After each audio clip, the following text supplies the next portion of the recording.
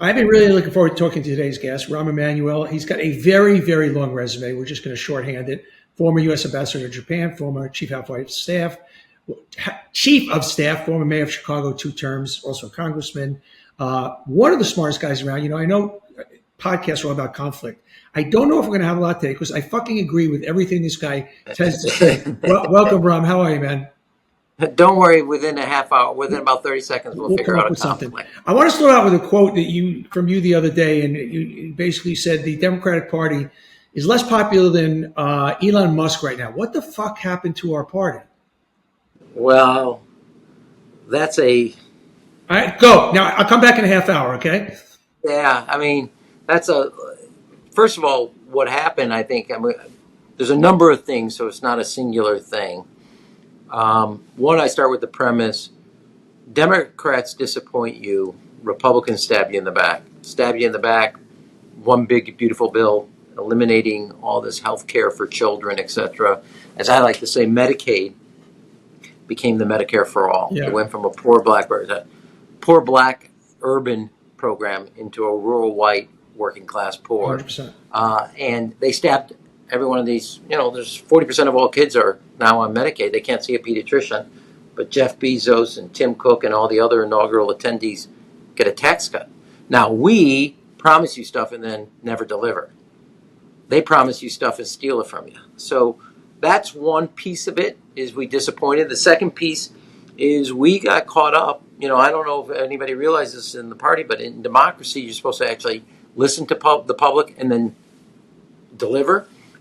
The public sees us as caught up on a series of issues and concerns that are primary to us but are secondary to them. And then when we do talk about it, we talk about it in such an effant way. As I like to say, it's been focus group with a bunch of adjunct professors in the faculty lounge who never got tenure, by the way. I mean, who says, give you away, I'm around, you're around a lot? I never met anybody that describes themselves in the caring economy. I've met nurses.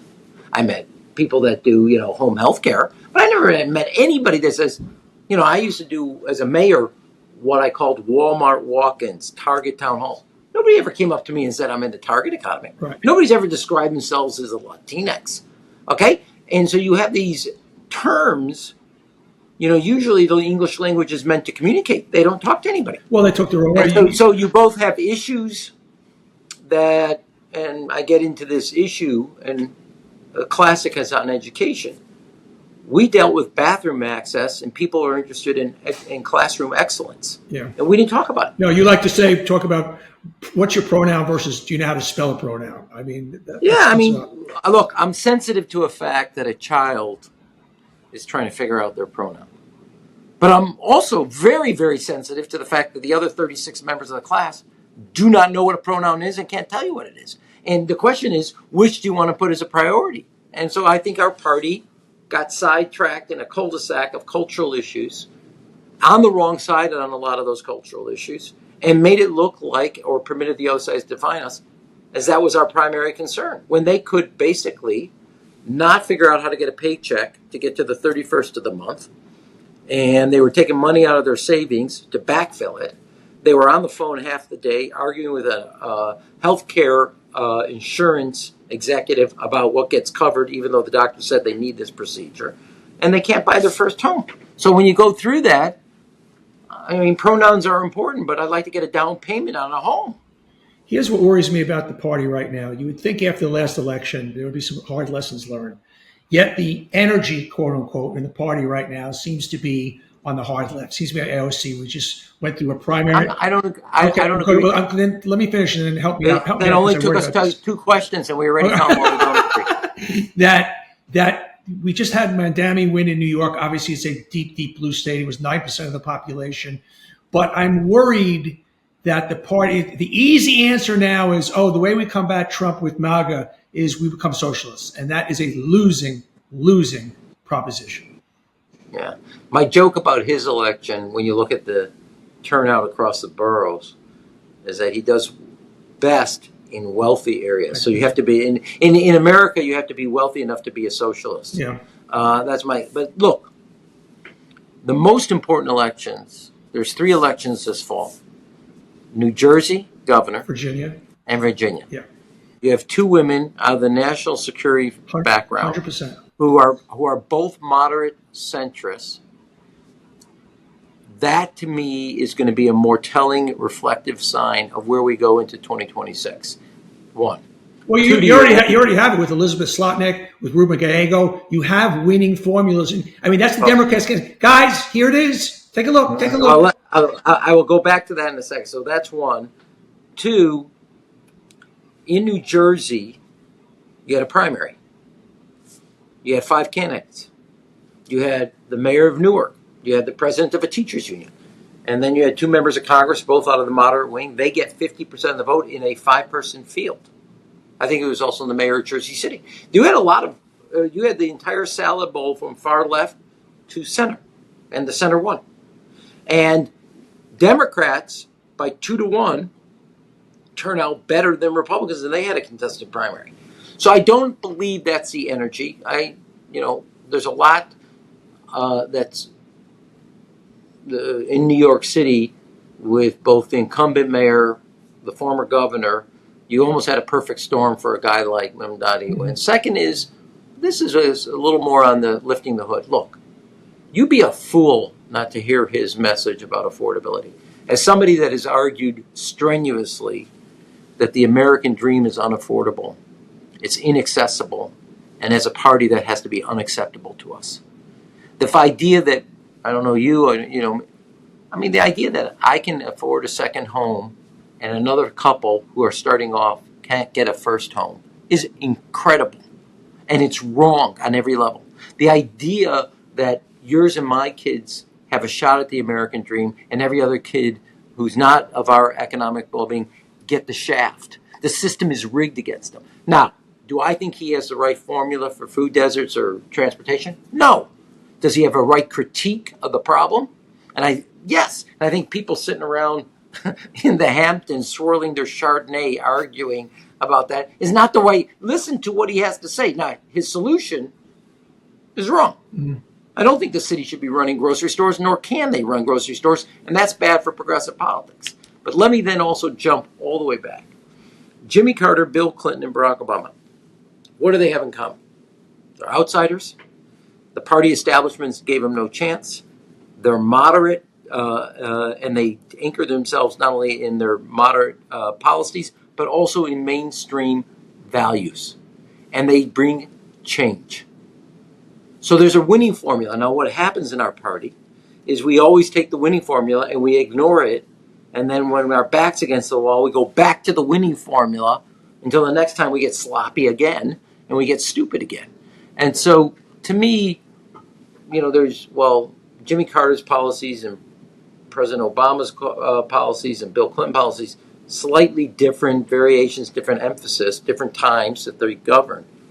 How they start as both outsiders, anchored in the mainstream values, their chances are slight. They bring early on, and they bring change. And I left this out, probably the most important thing. They're all authentic. And I think we lose. That's what Mandami had. He had that, and that's obviously you got to give that to Trump. You got to give that to him, like him or hate him. I mean, he is authentic. Yeah, whatever you want. And look, in a period of time of cynicism about politics, authenticity and candor is. What's the big joke? Be authentic, and if you can't, fake it. Yeah. So right now, you've talked about how, and I agree, obviously, the Democrats have a gift, and I'm going to read a quote. As I've argued before, the bill should be just captioned as cuts for the wealthy, healthcare cuts for the many. A very simple message, a very big gift, the big, beautiful bill. Yeah, there's 3 things I'd say about this. One is don't overcomplicate it. It's a corrupt bill built on a corrupt system.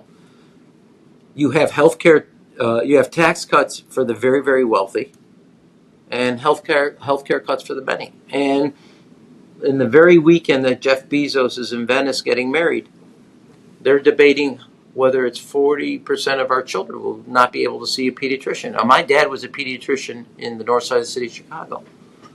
The idea that you're going to take 4 out of 10 children and deny them access to a pediatrician is insane. So the only person in Jeff Bezos' household that will know that he gets another tax cut will be his accountant, because he doesn't know. Yeah. He'll never know. These people don't deserve. It's not that they don't deserve. It's just not where the They money should don't be going. need. Yeah. When you look at all the challenges America has, the idea that we would deny children a pediatric visit so billionaires can get another tax cut is insane. Or that a young family that wants to start off on on their road to the American dream can't get a home, and people are walking around with 5, 6, 7 homes. This is totally wrong. And the system, you and I grew up with a concept. Whether true or not, it was what we believed. If you worked hard, you could get ahead. Today, if you work hard, you're on a treadmill, you're going nowhere, breaking a sweat, and you're going nowhere fast. And that's fundamentally wrong. And if you want to rebuild kind of what brings us together as a country, you want to rebuild support for the democracy, rebuild access to the American dream. It's core and principle to that credibility. I want to stick with the Democratic Party a little bit. One thing I think they've sorely missed recently is what I call some teeth. And you are what I call, I mean, Call what? teeth. Oh, They don't know how to punch. And you are what I call a very bright, engaging pugilist. And the Democrats need that. Talk to me about that. well, the funny thing is they think they want it, but they have this kind of both attraction and aversion to it. Now the history goes back, in my view, back to Lyndon Johnson post Vietnam. This aversion to the exercise of power. They want it, but they really are shy of it. And then when they do fight, they fight over some of the craziest things. And I mean, I said this publicly. I'm very supportive as a former ambassador of USAID. The Indo-Pacific office was based out of the embassy in Tokyo. But that's not where I would go have my first protest. Why don't the Department of Education? Think about this, and also think about crass politics. Senator in California gets arrested, or wrestled to the ground, not arrested. A candidate running for mayor gets arrested at the ICE office. The mayor of Newark running for governor nomination gets arrested at the ICE office. But none of them end up winning. So we're aggressive about things. And look, what they're doing on immigration, I want to be is wrong. And you can see the numbers have flipped on Trump. 3 months ago, it was his best performing numbers. Today is over the weekend, you saw the guy.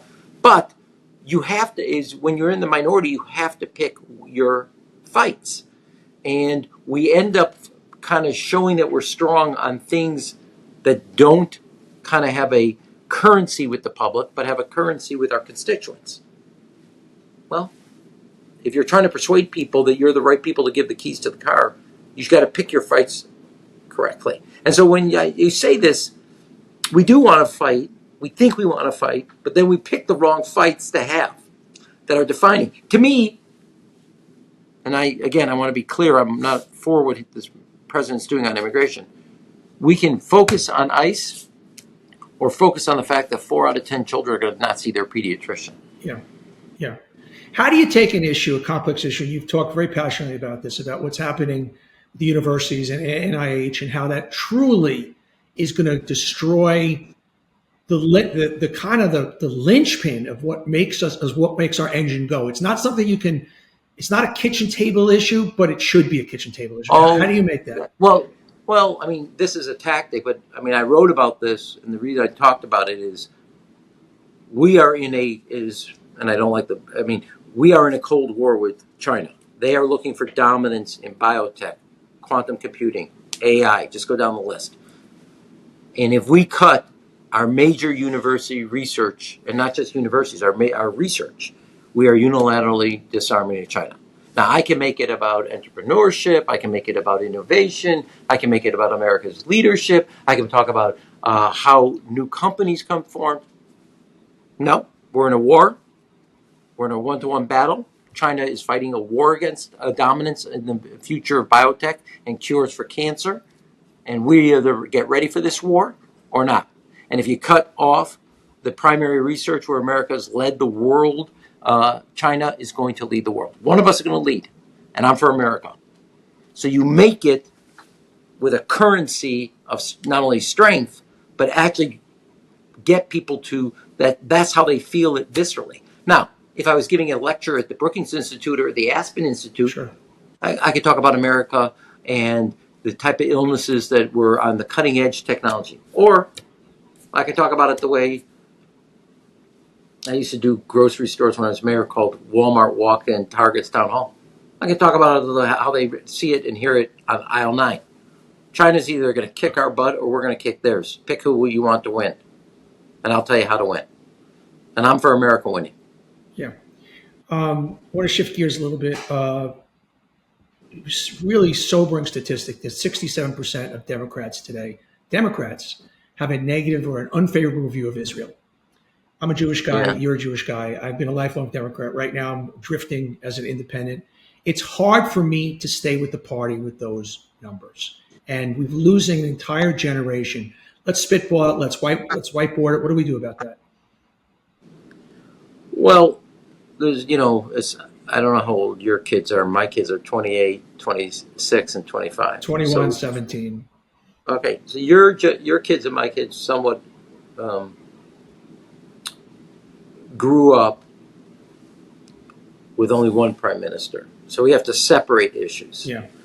Now, there's still strong support for Israel.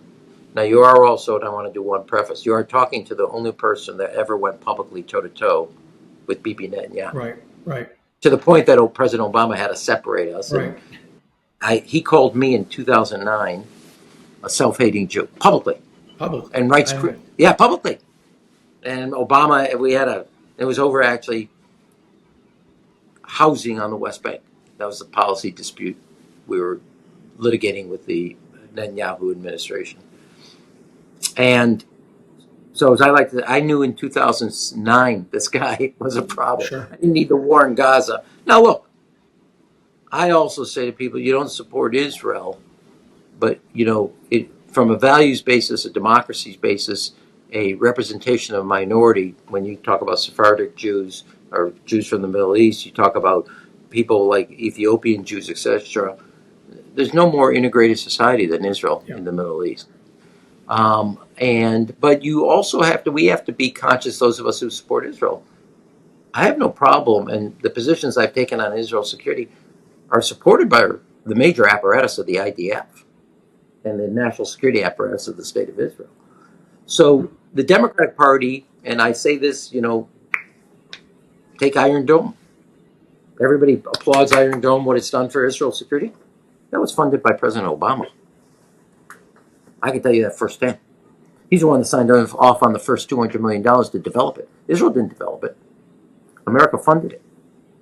And it was funded and started by a president by the name of Barack Obama. I can tell you that firsthand. Exactly when the check box hit, when he hit the check on the check box for go.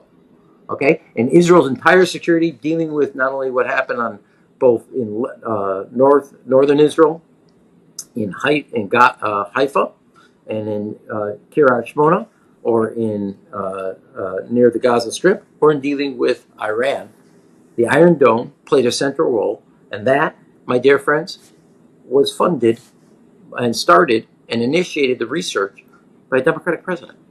And every Democrat with Joe Biden, Israel got, and this is a larger subject, and I think this will be studied at the Ward College, Israel was given in the last 2 years, given both the space, time, and resources to win a war. And that was by a Democratic president. Now, contrast it with Ukraine, and I've made this point, they were given the capability to not lose a war. Interesting. A lot of difference. Interesting. Ukraine was given the capacity just enough not to lose. Israel was given the capacity to win, and now everybody's writing essays, a new strategic landscape in the Middle East, etc., etc. I'm not for war, but it opened up, and the real test will be, do you succeed at the diplomatic front 100%. that the military created space? In Ukraine, we're arguing about how much gets cut off because they were never given the resources or the capacity. Even when you look at what President Trump's doing on the Patriot, they're giving enough to defend themselves, not to win. And that would create a different diplomatic, strategic context.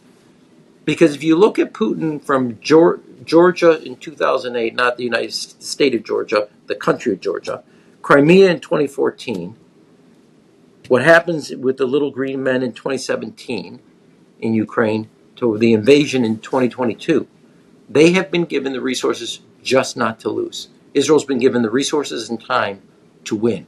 And you have a different strategic. And I want to be clear, from Bill Clinton to Barack Obama to Joe Biden, Israel has had a great friend in Democratic presidents. Yeah. How the prime minister of the state of Israel has treated those presidents, that is because he's chosen to make Israel a partisan issue. Yeah.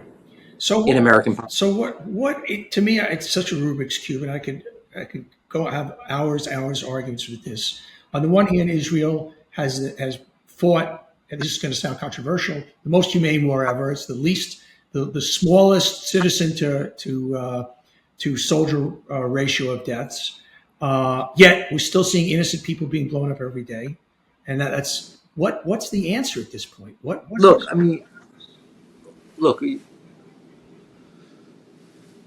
There's a defense of Israel that is legitimate given what happened on October 7th. And as I always said, there's only one party. I find it ironic that Hamas wants a ceasefire, permanent ceasefire, since the last 6 ceasefires have all been violated by Hamas. So there's a bit of irony to that. I'm for the ceasefire, the one on October 6th. There were 20,000 Palestinians in Gaza working in the state of Israel, making money to support their families in Gaza. Now, one party violated it and killed more Jews than happened since the end of World War II. Right. Okay. The IDF has stated it emphatically. We are past the point of diminishing returns. This is no longer about security. It's no longer about deterrence. Von Clausewitz famously said, war is an extension of politics by other means. Mm-hmm. And what Bibi Netanyahu is doing by keeping his coalition together is a crude interpretation of that theory. Because the only reason to pursue what he's doing today has nothing to do with deterrence, has nothing to do with the security of southern Israel, has nothing to do with beating Hamas. This has to do with his coalition government. And nothing I said today that major elements of the security apparatus of Israel in and out of government haven't said.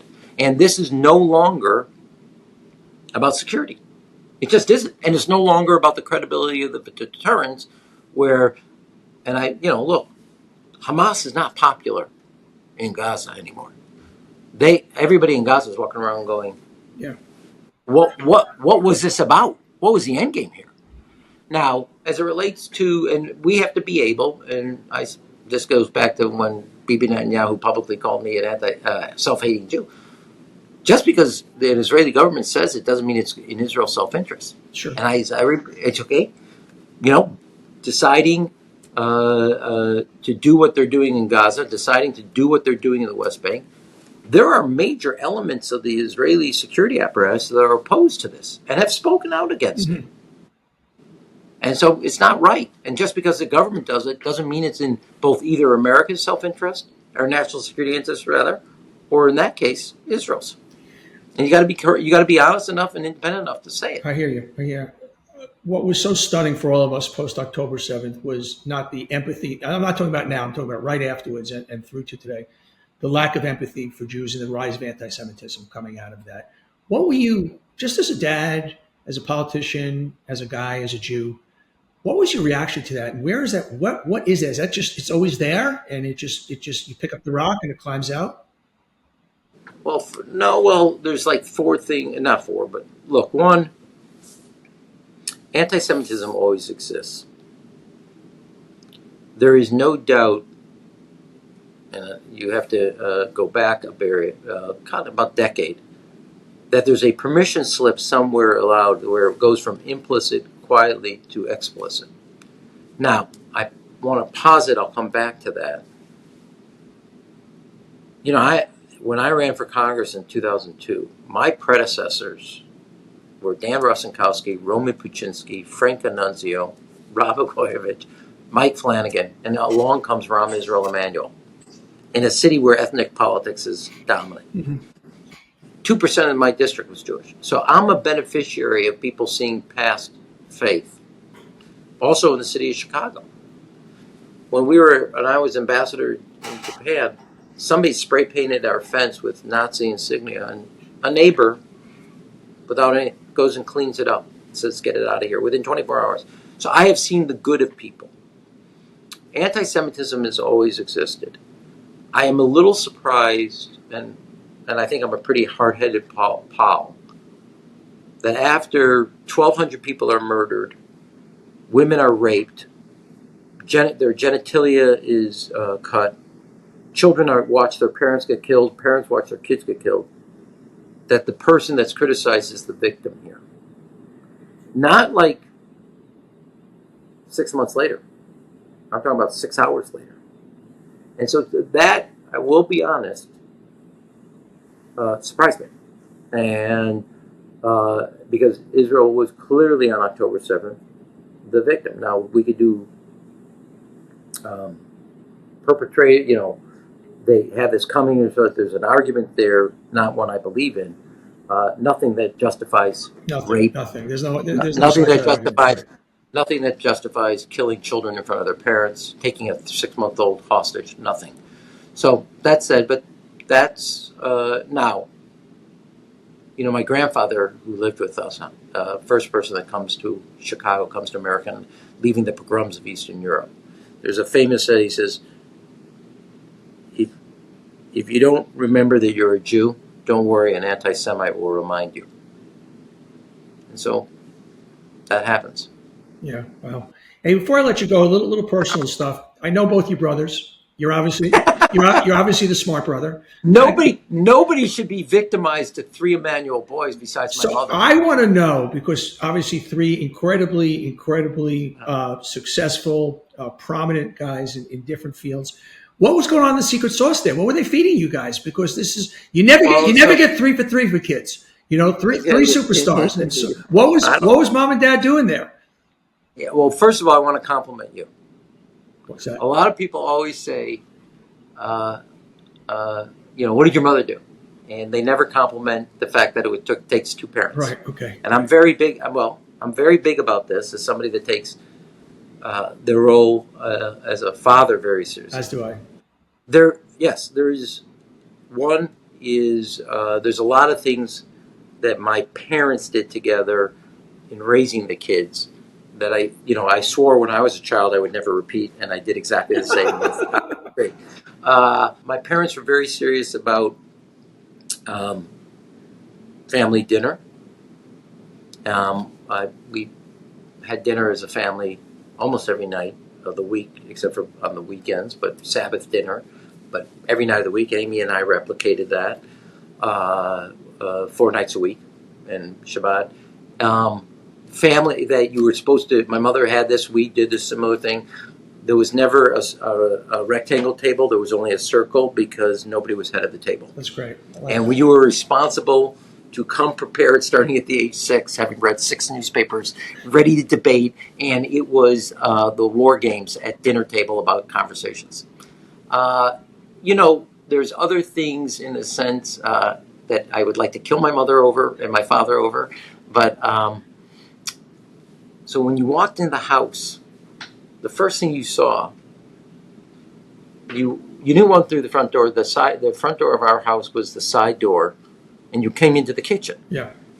And you immediately saw the refrigerator. And you know what my mother and father put up? Our report cards.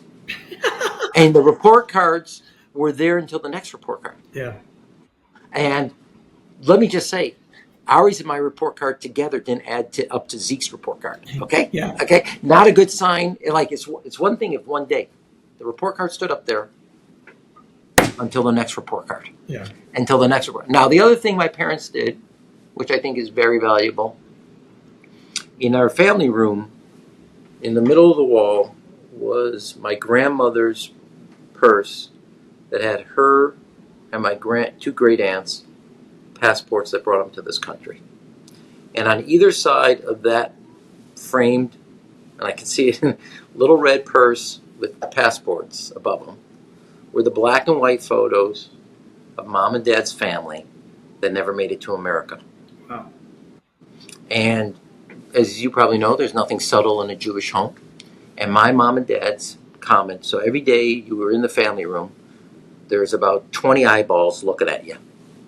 And these are aunts and uncles that never made it to America. And my parents' point is, you've been given a gift. Don't be a schmuck. Those are words to live by. I'm going to end on that note. You've been given a gift. Yeah. Don't be a schmuck. Don't be a schmuck. Yeah. Yeah. I've been trying. I've been trying and failing at that for years. I do want to say I did this debate, and I just circle up with another part of our conversation. Somebody said, "Is Trump good for the Jews?" I always think that's a wrong question. Is any president good for America? Because there's been no country, put aside Israel, that's been better to the Jewish people over 2,000 years than the United States. The idea that Rahm Emanuel could be the chief of staff to a president, a senior advisor to a president, elected to Congress, represent the country overseas as an ambassador, be mayor of a major city. It's very unique in our history as a people outside of America, nowhere else. And so this America is a gift and should be treated as a gift, which is why you owe it some return. That's why two of my kids are both one full-time, one reserve in the armed forces, because we have to give something back. And if I said something here beyond the importance of the American dream, is rekindling that spirit that you have to give something to this country because it's special, it's precious, and it should be nurtured. Amen. And maybe there'll be a Jewish president someday. Maybe I'm talking to him, but we're not going to get into that today. Okay. Hey, we really appreciate your time, man. Fantastic. All right. Enjoyed it. Thanks very much. Thanks, Rob. Everybody, thanks for watching. If you like it, hit that subscribe button. And we love having you here watching On Brand. And just don't miss any future episodes. So don't forget to hit that subscribe button. We'll see you next time.